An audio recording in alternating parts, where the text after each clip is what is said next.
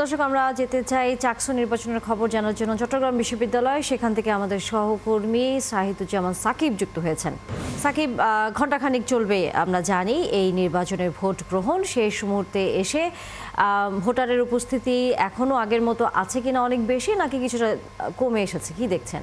Tania, voter আসলে অধিকাংশ ভোটারই কিন্তু দিনের প্রথম ভাগে তারা ভোট দিয়ে ফেলেছেন। কাজে এখন ভোটারদের উপস্থিতি ক্যাম্পাসে রয়েছে। যারা ভোট দিয়েছেন এখন তারা আসলে কেন্দ্রের আশপাশ অবস্থান করছেন। তারা যেটি বলছেন যে তারা ফলাফল ঘোষণার আগ পর্যন্ত তারা এখানে থাকতে চান, যেহেতু তারা ভোট প্রদান করেছেন। আর যেমনটি আপনি জানেন যে আধা ঘন্টা পরে ভোট শুরু হয়েছে। 9টায় শুরু হবার কথা ছিল, সেটি 9:30টায় শুরু হয়েছে।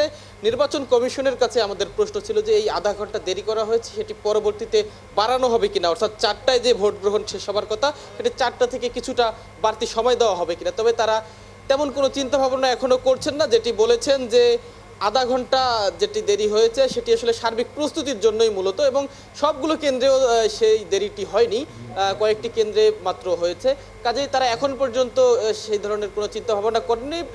প্রধান নির্বাচন কমিশনার ডক্টর মনির উদ্দিন তিনি বলছেন যে তাদের প্রত্যাশা 4টার আগেই ভোট গ্রহণ শেষ হবে। সমস্ত শিক্ষার্থী ভোটার যারা ভোট প্রদান করবেন তারা 4টার আগেই আসলে ভোট দিয়ে যাবেন, এবং 4টার মধ্যে যারা লাইনে থাকবেন, সিরিয়ালে থাকবেন, তাদের ভোট গ্রহণ করার কথা তারা আগেই জানিয়েছেন যে 4টার মধ্যে লাইনে থাকলেই তারা ভোট গ্রহণ শেষ করতে যতটুকু সময় লাগে সেটি সেই সময়টুকু তাদেরকে দেওয়া হবে।